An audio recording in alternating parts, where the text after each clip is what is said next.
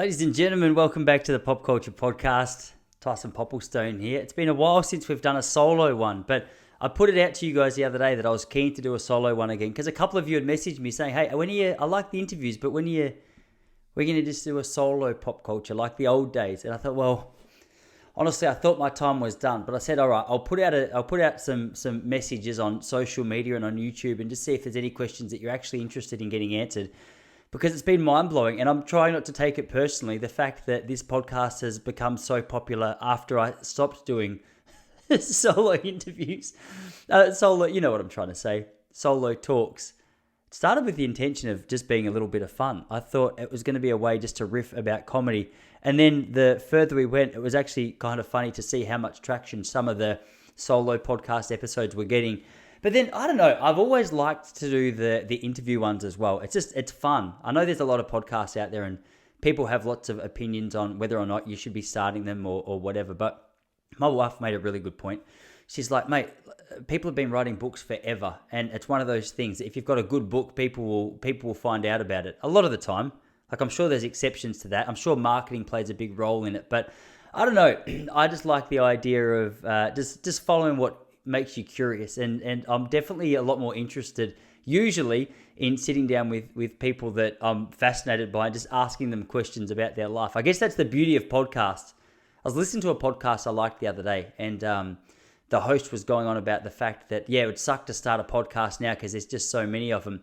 But I reckon what people forget is a lot of people start a podcast, but just because you start a podcast or have a podcast, it doesn't mean that you're ticking all the required boxes. I like what Chris Williamson from the Modern Wisdom podcast said. He's like, I like to treat my podcast like an athlete.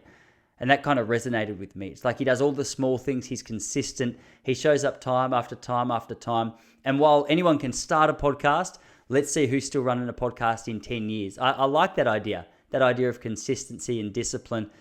And so, I don't know, maybe that's a little bit of encouragement for you. I just do this for selfish purposes, purely. I just find it fun. It's a good use of an hour of my day when I find a guest who wants to come on and have a chat. It's cool. Now that I've done maybe like 100 and I actually don't know exactly what number this is. I feel as though we're getting a little more of a strike rate with some guests. And I think as long as you can ask good questions and actually hold a conversation and genuinely be curious, I find those podcasts really interesting. So hopefully, as it continues to grow, I'll be able to speak to people that you're interested in, that I'm interested in, that a year and a half ago would definitely not have given me any time on the podcast, because we understand it's like a marketing game for so many people as well. You don't want to come on a podcast that has a couple of hundred listeners if a podcast that has hundreds of thousands of listeners is reaching out to you. And man, I think we're still in the hustle mode, really. I'm nowhere near hundreds of thousands, but it's growing, which is fun, which is good. It's more fun to record a podcast and give it to you knowing that people are actually tuning in. Those first 50 episodes, I'm pretty sure it was just you and me. But that's just the nature of the game. I feel like that's the same in every industry. Anyway, what I've done today, as I said, I put out a few social media posts and just said, hey, I'm thinking about doing a solo podcast once again. Anything you want me to talk about?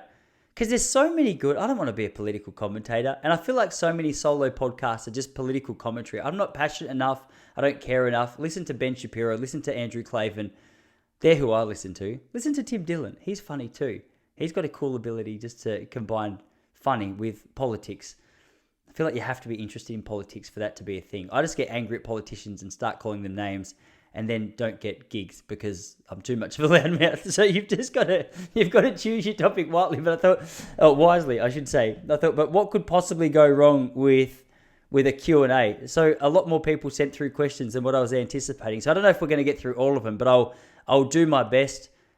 Before we get into it, I just got back from Perth. I was over there, had an awesome like 4 days. I left the family, which is, you can't say publicly is the good part of a holiday because you feel bad. I kept calling my wife because it was the first time I'd been away from her and the boys for 4 days for like 3 years since my first son was born. And I would call just to tell her about how great my day was, but I just heard chaos in the background with crying kids and temper tantrums and just yelling. And I thought, you know what? I'm in Perth. I'm thousands of kilometers away. I might just enjoy some peace and quiet, hang up the phone and deal with this when I get home. And I did. And I've paid for it dearly. I've come home and I'm straight back into dad duty. My older boy's funny. Like, whoever he spends the most time with is who he likes. And so he just has not been interested in me at all since I've gotten home. So I'm slowly working on that. I took him to swimming lessons this morning. Probably shouldn't have. He was a little bit under the weather, the poor bugger, but he was convinced he wanted to go, and I didn't want to question his judgment. But turns out that as his dad, it's exactly what my responsibility is to question his judgment. Because honestly, his judgment was terrible this morning. He was way off the mark. He should have listened when I said, we're staying home, you're sick. But instead, I was coerced by a 3-year-old to take him to the pool, which is a lesson that over 3 years in, you think you should have learnt. But here we are, we're back. He's out at the library now. So I thought a little bit of peace and quiet in the household. I'll get into these questions. So no specific order. I've just written these down as they came through. I get the sense that there's people I know and people I don't know based on the quality or the content of the questions. Some people I'm guessing I haven't spoken to for a little while based on some. But here we go. So the question was, if you've got any topics or any questions that you're interested in me speaking about in a solo podcast, shoot them through. All right. With that said, let's do it. What is the most valuable lesson you've learned in the last 12 months? I feel like for me, the most valuable lesson I've learned in the last 12 months is like a repetitive lesson that I just can't seem to grasp my hands around. And that is that now you have kids, you are not the number one priority in your own life anymore. Which sounds brutal, and I mean, maybe it just sounds ridiculous that that's actually something that you wrestle with. But one of the things that I've found so challenging since having kids is when you're solo, or even when it's just you and your lady or you and your man, you don't realize how much time you have. And I have so many hobbies. I'm one of those classic examples of someone who, if you've got a little bit of space in your day, I can find it very, very easy to fill that space with something. And a lot of that space that I used to have is now taken up by a 3-year-old and a 1-year-old, which I absolutely love, and it also does my head in. And that's just me being completely honest. And let me clarify what I mean. It's the selfish part of me is like, I've got so many things I'd love to do with this time. Write comedy, go travel, go drink coffee, go see my friends. But instead you have to play tools and construction in the backyard with your 3-year-old and try and convince him you know how to use a handsaw without him recognizing the fact that you're not like your friends and you don't really have the confidence to be using equipment like that. So that's been the most challenging thing. But in saying that, I've spoken to enough people now where they're like, and I know this on like an intellectual level, but when it comes to the actual application of this lesson, that's where I struggle with. I go, okay, well, I know this time is short. It's going to go fast. I'm going to look back and I'm going to miss those days. My wife always says to me, like, hey, pretend you've come back from the future and you get to spend a day with your kid. And I go, okay, well, you sound like an asshole if you go, I don't want to. Maybe I'll just go back to the future and drink coffee and write jokes. And so when you take that attitude, I feel like it clarifies. What your priorities are. Like at the top of my priority list, I've got faith, family, relationships, health, career, contribution. That's like the chart that I just cement my priorities in my head with. So, I mean, faith, families, they get thrown around a little bit. They get mixed and matched and whatever else. But I know that family's close to the top. So, but it is weird, don't you think? And everyone I speak to about this has the same struggle. It's weird how much we struggle to like act on what we know we should be doing. Like everyone knows they should be fit and healthy, but still they eat cake because it's delicious. And that's one of the things that I'm wrestling with. I'm like, all right, how do I live in a way that actually matches what I say my priorities are? That's a long answer for me trying to say, I think that's the biggest lesson, that I've just got to live in the moment a little bit more, accept where I'm at, understand that every night, I think especially with my personality, I'm that kind of guy where I go to bed and I'm like, there's 25 things I didn't get done today that I wanted to get done, and that's frustrating. But it is what it is. Like, I mean, even if I was the most productive guy in the whole world for the rest of my life, the day I die, there's still going to be infinite things to get done. So, I mean, maybe that's just me trying to play God a little bit too much and just not recognize the fact that my capacity is limited. But I would say that's been my biggest lesson, that life's not all about me. Can you share a book that you've read in the past year that has really resonated with you? Well, actually, funny, and I think I copied and put that question second to the first question based on what the book is. I'm reading it right now. It's called 4,000 Weeks. I've blanked on the guy's surname. I think it's Oliver someone, but just Google it, 4,000 Weeks. And it talks about exactly what I'm struggling with in that first point. And I think that's the reason it's resonated so well with me. 4,000 weeks, it's 80 years, it's the average human lifespan, and it's essentially a time management book for mortals, I think is the subtitle. So time management for mortals, what does he mean? He means, so like I reckon what I said in that first question is something that I've been trying to navigate for years, right? Like I remember years ago reading Getting Things Done by David Allen, and I'm always interested in productivity, but I'm more interested in like unhustle. I'm way more attracted to the lifestyle of people who are like, yeah, I'm not just going to hustle.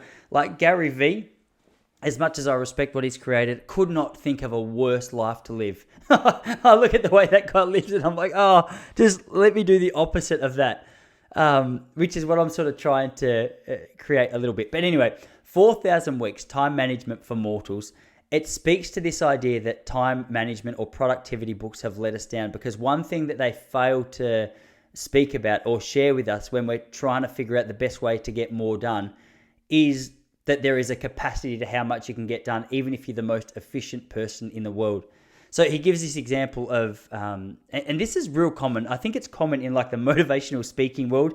I saw it in church world a lot back in the day, where you get a glass jar and then you get the big rocks, like your main priorities. Then the smaller rocks, which are like your next priorities, and then the sand, which are the things that can fill up the space, but you probably shouldn't fill too much of your time with. Now, the analogy goes, if you put the sand in first and then the small rocks, then the big rocks don't fit. But if you do it the other way around, big, small, sand, then everything fits in the jar. He laughs at that analogy or that example because he says what that fails to recognize is, what if you've just got way too many big rocks and you don't know which ones to leave out? And that's where I think I fall short sometimes. That's where when I go to bed with 25 things in my head that I didn't get done, I go, all right, well, I probably should have focused on eliminating some of the excess so I could focus on what's essential. So that book has been a breath of fresh air to me, just because it reminds you of the fact that your capacity is lower than what you probably even realize it is. So if you're that kind of person who's constantly thinking like, oh, I need to get more and more and more and more done, well, the better your systems get, and the faster you are and the more efficient you are at getting things done, then the more it leaves time for you to do extra things. He gives this example, or gives this quote from someone from back in like 1930. I should have written it down. But essentially it was saying that man's biggest struggle in the next 100 years is going to be what to do with all this free time, because processes were just speeding up, technology was increasing, and the idea was that once what we get done now in a whole day is done in an hour, then what do we do with our whole day? We just sit back and chat and try and kill the time, I guess. But how untrue is that? I've realized this through my running business and just noticing the impact that Chat GPT or AI in general has on my business. Like, it frees up so many hours. But what I've realized is already, I'm like, okay, I've got all these extra hours now to focus on the things that I've been ignoring for all this time. So it's just like an endless cycle of perfection. But that's been a really good book. I'm actually trying to slow down, and I cancelled my Audible account recently because I realized in the name of productivity or whatever it was, I was just trying to fill every part of my day with something. Like, I drive to Melbourne a lot, and every time I drive to Melbourne, I was like, no, I can use this time wisely, and I can just listen to a book, and I can make sure that I'm getting an education as I drive. And to a degree, I like that. But one part that it completely eliminates from the equation is your ability just to like sit and process information. And I sometimes feel as though my brain is so filled up to the brim. Like, there's so much going through my brain that I don't actually give it an opportunity to let it process. So I've been trying to take like a Saturday off, use that as a Sabbath, let the land lie fallow, as they say, which is, I think, an example that they speak about in the Bible, where every 7 years they let the soil just, they don't plant, they don't harvest, they just let the oil sit and replenish and rejuvenate and come back to full health. I feel like Sabbath has been something that I'm still, honestly, like, I haven't nailed, and I'm a bit hit and miss with it. But that and just going back to some hard cover books for that reason. I'm like, Tyson, you don't need to just fly through. So I bought a couple of classics recently. I bought Brave New World, which I'd actually never read. I think I've watched the TV series, And I was sitting around a table the other day and my wife mentioned the fact that it was an unreal book. And I was like, I don't think I've ever actually read it. So I've just been cruising through that one a little bit lately. I like what Seth Godin says about books as well. I like the idea that when you have them, it tells you about like the place that you're at when you're bored, a particular time in your life that you're at. I like going to the bookshelf and having something tactile. Like it's a little bit, I feel as though when I look at a book, I feel like what a record collector must look like. You go, oh, okay, well, this is more than just a book. Like it's a little piece of art. You look at the cover, you sit there, you can flick through the pages. It's just enjoyable. I always noticed that I enjoyed those hardcover books more than Audible. Anyway, really long-winded answer to quite a short question. I would say 4,000 Weeks is the most profound book. And I'm going through a process of eliminating some of the extra technology just to focus on hard copies. It's nice to have next to your bed. Also been inspired by Van Neistat. I look at some of the notes he takes in his old book and I go, that just feels good. Have you watched anything good recently? Yes. Mind you, I've been struggling a little bit, which is funny based on how many options that there are on what we watch. But I feel like everyone else, I love that David Beckham documentary, that 4-part series. I never thought that there was someone on the face of the earth that I thought was more attractive than Victoria Beckham, my wife excluded, in case she's listening. David Beckham wins in his own relationship. I feel like it'd be tough for Beck because to be that attractive and to be the second best looking person in your house is hard. I just like...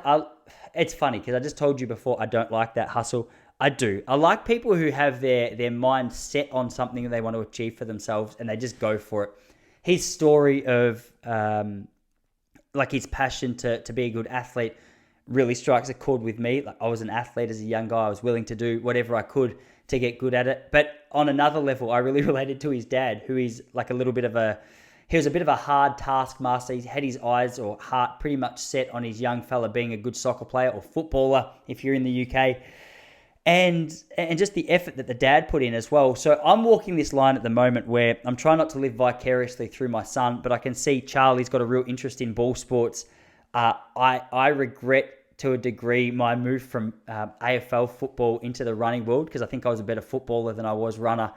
And I can see the coordination is pretty good for my little guy. He's got the interest in ball sports. He's pretty passionate, but he's 3. So it's like, Ty, settle down, mate. I want my kid to live a life that he's happy about, that he's enjoyed about, not just be sort of, what do you say, like bump it in or scaffolded in or whatever it is, cramped in by whatever my desires are. So I feel like I could relate to where the dad is, but I'm trying to learn that lesson before I just turn into a dad that is a pain in the ass and he doesn't want to be around because I'm putting too much pressure on him. But that's a real standout to me, a real highlight.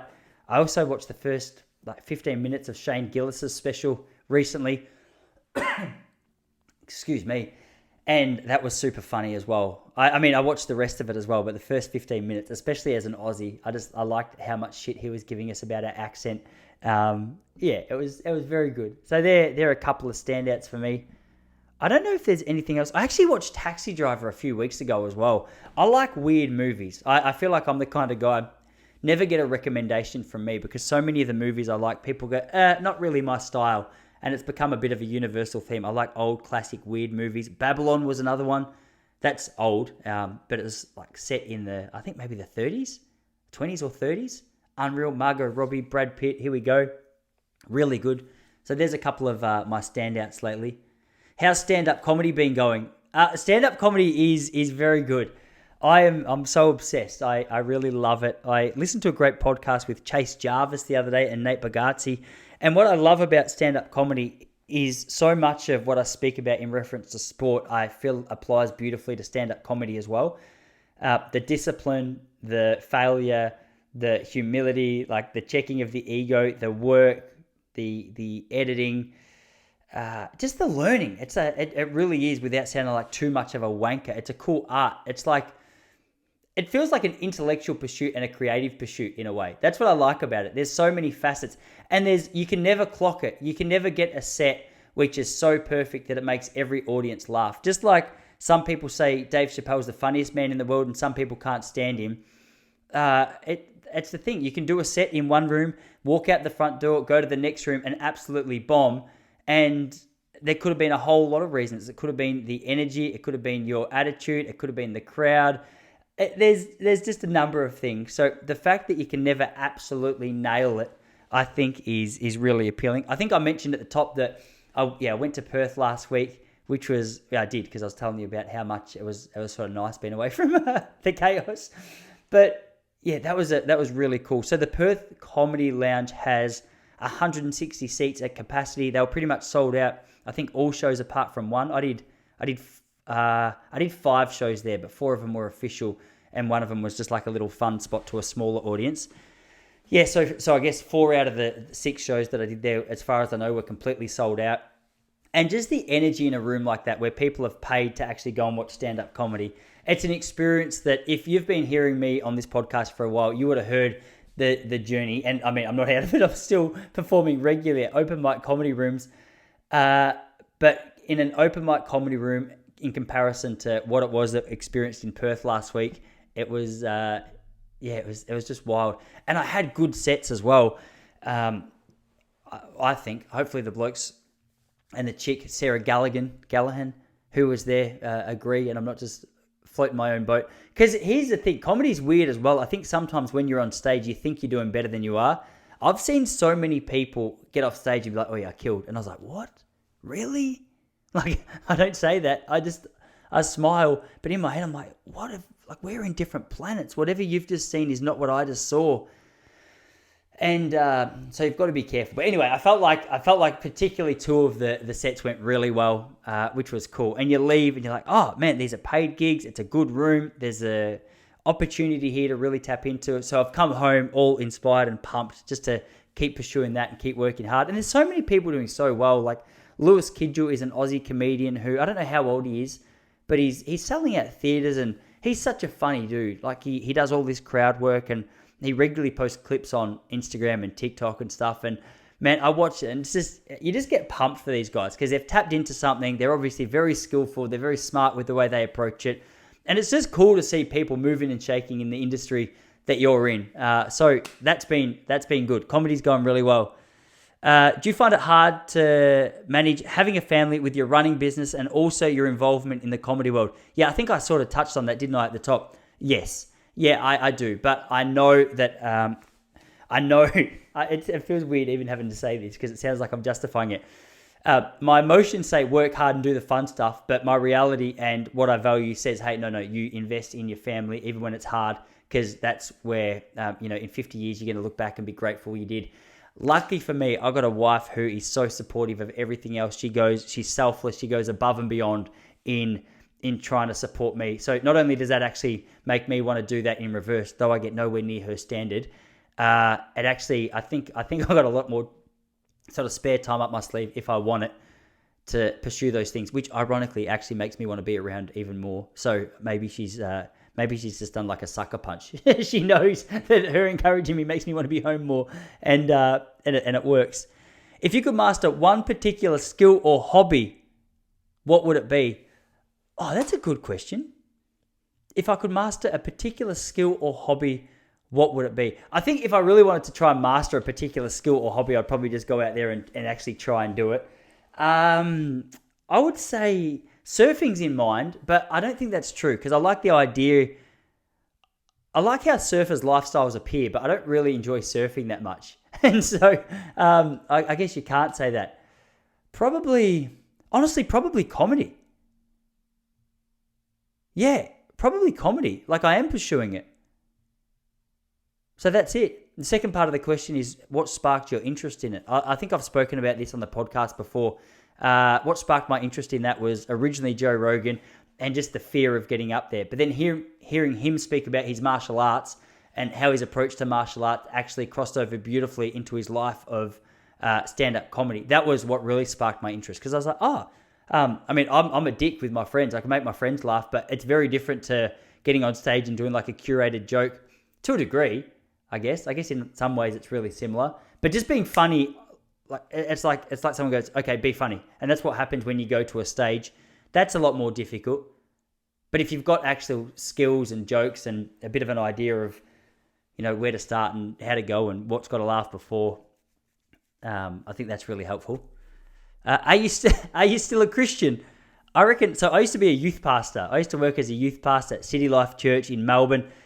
Short answer, yes, I am. I am still a Christian. I reckon I say that with more conviction now than I probably ever have. I've recently, the last 18 months, started to get back involved in church after about 5 or 6 years away. It's weird though. I like to say I'm from the Christian tradition because sometimes when you say you're a Christian, I feel like, I don't know, I guess it depends who you talk to, but it conjures up all these images of like hardcore religion and a really unattractive religion. I was speaking to my cousin the other day who's a Buddhist, and I was trying to explain to him, I feel like Buddhists get this idea of like tapping into the essence of what human problems are. And a lot of the time Christians, I think especially fundamental Christians, they hide behind religion and what you can do and what you can't do. And unfortunately, that's probably what Christians are known for. I like Jesus because Jesus was like, I feel like the way he operated was sort of like the way Buddhists operate. He was just tapped into some spirit, and there was plenty of weird stuff going on around him, but he seemed like the most normal dude in the world. He was just doing his life and healing people and changing people and encouraging people. And when I say I'm a Christian, that's what I'm referring to. I'm trying to live like Jesus, really, which is, I mean, anyone who knows me knows I'm nowhere near it. But so short answer is yes. Long answer is, if you heard me on stage and some of the words I use, then far out. The fundamental Christians would probably have a couple of questions. But anyway, that's where that's at. I go to the Wave Church here in Ocean Grove in Victoria, which is cool. Like a lot of legends there. If you had a chance to have a deep conversation with any historical figure, who would it be? Oh man, there's so many people. I would love, purely for the entertainment factor, probably in terms of like history, it's relatively recent. Muhammad Ali.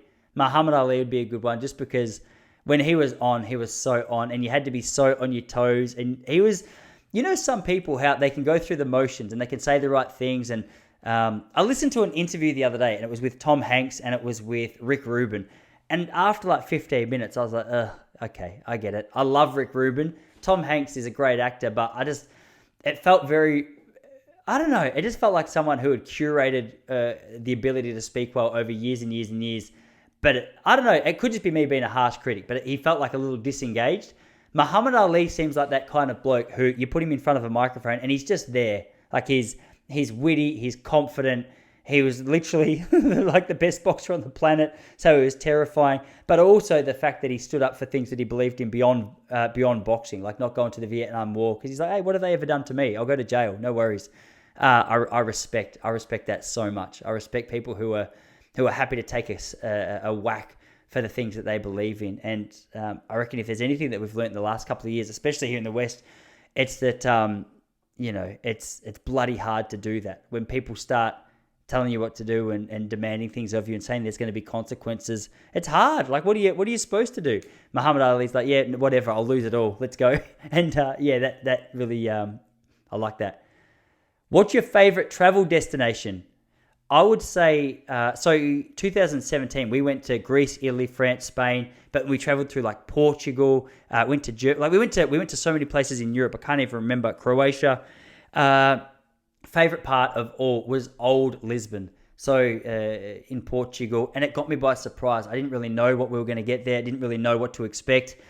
They had this old music called fado, where it's like this guy on this sweet guitar, some beautiful Portuguese chick singing, and it's just unbelievable. Very, very traditional Portuguese music, I think.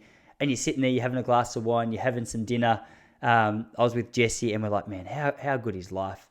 And so I feel like that one really clicked with me. I also loved the Cinque Terre in Italy.